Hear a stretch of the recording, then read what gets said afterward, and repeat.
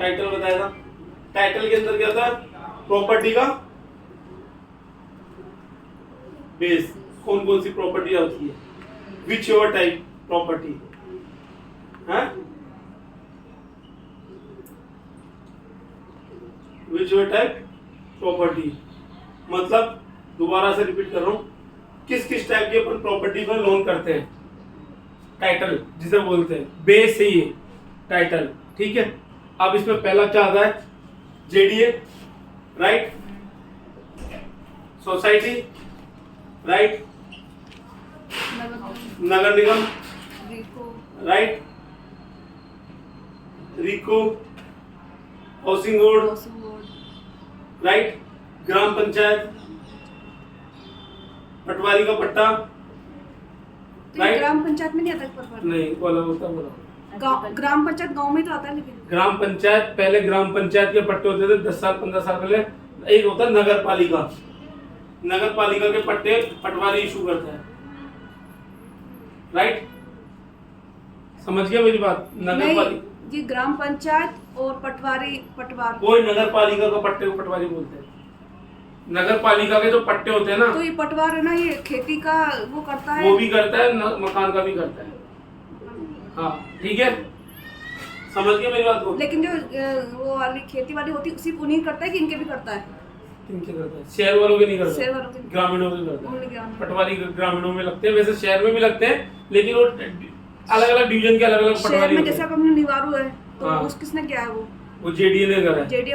हाँ। अगर और ये अगर और ग्रामीण में जाता है तो पटवारी का काम होता है, ठीक है। ये टाइटल है, ये टाइटल पे अपन लोन करते हैं, ठीक है। अब मैं तुम्हारे को बता दूं, एक होता है कंपनी का पट्टा।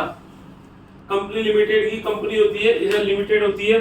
इसने जैसे अपन 4 आदमी मिल गए, अपन ने कोई जमीन खरीदी, नेमा से जमीन खरीद ली, 4 आदमी मिल गए, अपन ने कंपनी के पट्टे देने लग गए, खुद की दुकानदारी है, खुद ही ने अपन ने पूरा बेस बनाया, पेमेंट दे दिया अपन ने तो नेमा जी को, 1 करोड़ 2 करोड़ रुपए जमीन ले ली, अपन ने रजिस्ट्री करा ली नेमा जी से, फिर अपन ने खुद ने नक्शा काटा, खुद के पट्टे दे रहे, खुद की कंपनी बना के, क्या अपन ने नाम दे दिया भाई, है ना, रीना कॉलोनाइजर।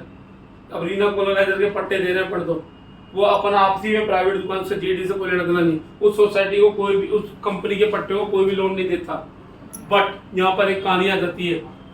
कहानी क्या आ जाती है कि यदि उस पट्टे का 90 भी हो रखा है या टेक्निकल अप्रूव्ड है तो करेंगे। अभी आपकी स्कूल वाली प्रॉपर्टी कंपनी का पट्टा था, टेक्निकल अप्रूव्ड, जेडीए ने टेक्निकल कर दिया कि जेडीए के नियम के अनुसार काटी है, 30 फुट रोड भी दी है, उस बंदे ने आपको जो भी क्या कहते हैं पूरी फॉर्मेलिटीज करी है, स्टैम्प ड्यूटी भी जमा कराई है, सिविल लाइन भी डाली है, पेड़ पौधे भी लगाए, मंदिर भी दिया है, गार्डन भी दिया है, कंपनी के गवर्नमेंट के पूरे नॉर्म्स करें तो वो कंपनी वैलिड है।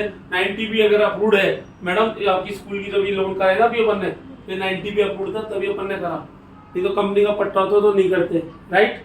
सीखने वाली बात है ये नया टाइटल आएगा, आजकल खूब चल रहा है ये भी मैंने भी पहली बार ही निकाला है, मैंने खुद ने पहली बार लोन करा इसका। अब बात करते हैं किसकी, अब अपन बात करते हैं किसकी, टाइटल हो गया, समझ में आ गया। इसके बारे में कुछ पूछना है? अगर आपको कंपनी कहे कभी, अभी कभी कल को कोई कंपनी आपको कहे कि दीपिका मैडम, आपको कोई कहे मैडम मेरा सोसाइटी का पट्टा है, तो आपके माइंड में क्या जैम होना चाहिए? अब देखो यहाँ पर जेडीए का पट्टा है तो पूरी कहानी खत्म हो गई। क्या बोला मैंने? जेडीए का पट्टा है तो पूरी कहानी खत्म हो गई। लेकिन अगर मैं बोलूं सोसाइटी का पट्टा है तो दीपिका मैडम आपकी क्या सवाल होना चाहिए? पहला, सर कौन सी सोसाइटी है, क्योंकि सोसाइटी 2500 है। हाँ। पहली चीज, सर कब का पट्टा है, कौन से सन का पट्टा है, मतलब लेटेस्ट 3 साल का पट्टा होता है, जो 2022 चल रहा है, 2018 का पट्टा है, 2019 का पट्टा है, कई बैंक नहीं कर रहे। पुराने 10 साल 20 साल पहले के पट्टे हर कोई बैंक कर रहा है लोन, राइट। तो ये एक सवाल क्या पूछना है आपको, कौन सी सोसाइटी का पट्टा है। दूसरा सवाल, कब का पट्टा है। तीसरा, सर 90 भी या 90A हो गई क्या, टेक्निकल अप्रूव्ड हो गई क्या।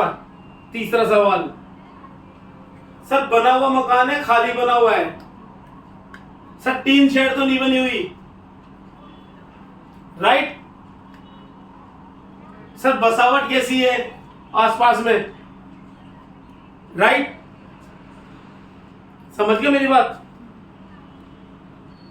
सर प्लॉट का पट्टा किसके नाम है, मम्मी के नाम है, लोन बेटे को चाहिए, मिलेगा, मम्मी लोन में आएगी। पापा के नाम है, बेटे को लोन चाहिए, मिलेगा। बेटे के नाम लोन है, बेटा नाकारा है, बाप को लोन चाहिए, मिलेगा। कोई ना कोई ब्लड रिलेशन होना चाहिए। हाँ, लेकिन यहाँ पर एक कहानी आती है, भाभी के नाम मकान है, देवर को चाहिए लोन, नहीं मिलेगा। समझ गए। ताई जी के नाम है, भतीजे को लोन नहीं मिलेगा। अगर उसने गोद ले रखा हो तो मिल सकता है ना, वो एक अलग कहानी हो जाती है, फिर वो तो प्रूफ देता फिरेगा, गोद नामचा देगा, वो देगा, वो 10 नाटक है, वो बात की बात है। होम लोन के अंदर हमेशा एक चीज ध्यान रखना कि क्या लेडीज का होना जरूरी होता है। लोन के अंदर लेडीज को जरूर लेते हैं, एप्लीकेंट को एप्लीकेंट। अनमैरिड लड़की है, वो लोन लेना चाहती है, मिल जाएगा। ज्योति वाला केस मैडम, पापा जी आएंगे लोन में, राइट। समझ गए।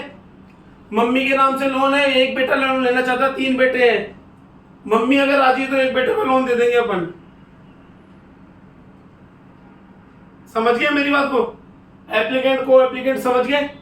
अच्छा, एप्लीकेंट कौन होता है, जिसके नाम से प्रॉपर्टी है। क्यों है एप्लीकेंट, क्योंकि अपन लोन ही उसी को दे रहे हैं, राइट। एप्लीकेंट 2 तरीके से बनता है, एक तो प्रॉपर्टी के बेस पे, एक क्या बनता है इनकम के बेस पे। कोई बंदा सैलरीड है, सरकारी कर्मचारी है, इनकम उसकी है, वाइफ के नाम से प्रॉपर्टी है, एप्लीकेंट अपन उसको बना देंगे जिसके नाम से लोन बना रहे हैं। बैंक जिसके नाम से लोन बनाता है उसको एप्लीकेंट बनाता है। और को एप्लीकेंट कौन बनता है, जो गारंटर होता है, एक तरीके से गारंटर होता है। लेकिन कस्टमर को अगर बोल दो ना गारंटर वर्ड यूज कर लो, तो कस्टमर सोचता है कि यहाँ गारंटर बना रहे, मैं तो नहीं दूं।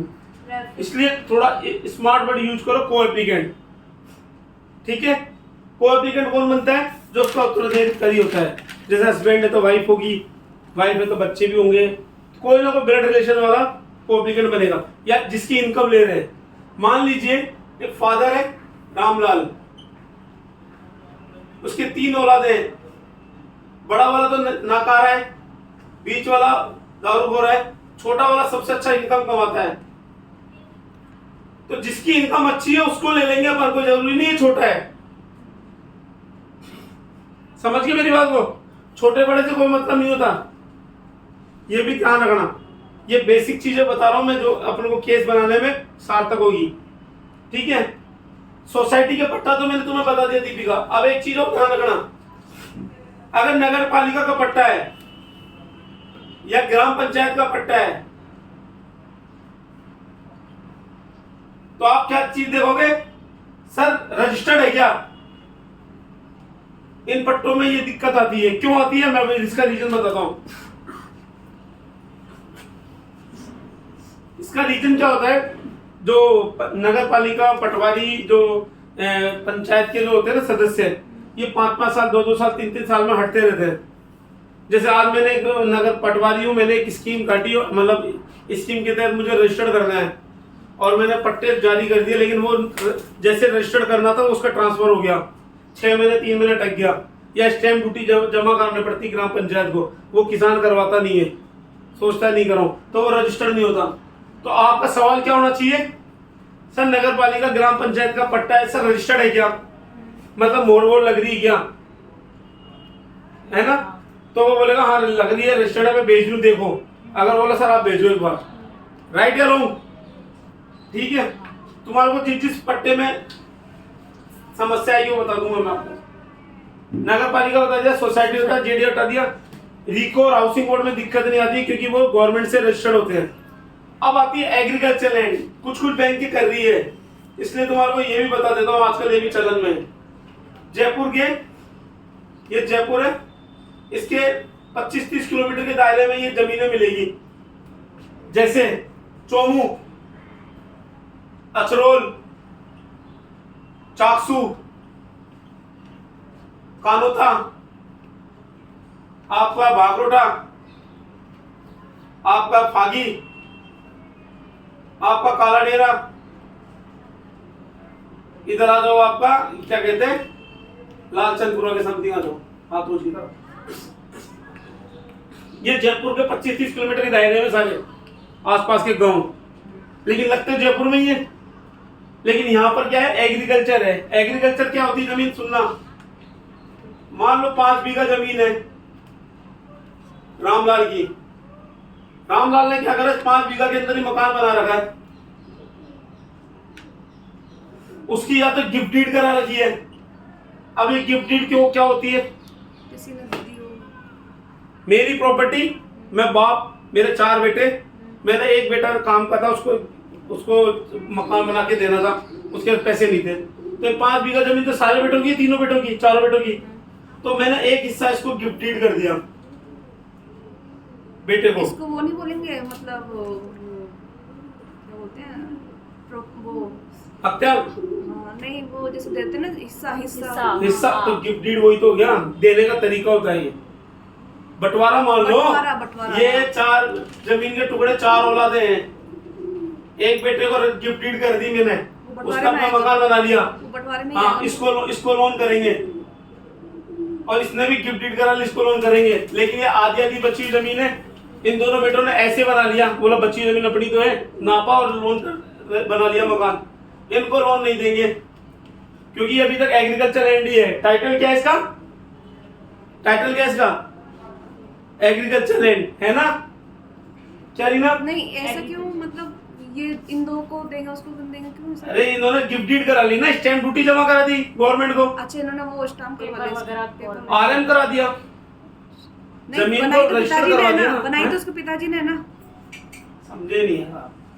तो सर समझाओ ना आप सही से, मैम पूछ रही है ना सवाल। सर आप ऐसे कैसे बोलते हैं? नहीं आ रहा मेरे समझ में, वाकई में नहीं आ सही है, रहा मैं भाई, भी है ना, आपको भी नहीं आया ना ये गिफ्टेड वाला ना, भाई, गिफ्ट चारों ही चीजें गिफ्टेड हुई ना उसके। तो ये तो समझ में आ ये गया, खेत हिस्सा तो बढ़ जाता है, ये खेत है, एग्रीकल्चर है, किसान खेती करता था और यहाँ पे छोटे से मकान में रहता था। अब बेटे बड़े हो गए, अब बेटे को अलग अलग हिस्सा चाहिए, तो उसने क्या करा, पहले बेटे ने, दूसरे बेटे ने, तीसरे बेटे ने, चौथे बेटे ने, इनको जमीन का टुकड़ा दे दिया, बस बोला ये लो इसमें रहो। अब एक बेटे को लोन चाहिए था बनाने के लिए, राइट? उसने क्या, उसको लोन चाहिए था, लोन ऐसे एग्रीकल्चर जमीन पे मिलता नहीं। क्यों नहीं मिलता, खेती वाली जमीन है। अब पहले तो ये इसको क्या करेगा,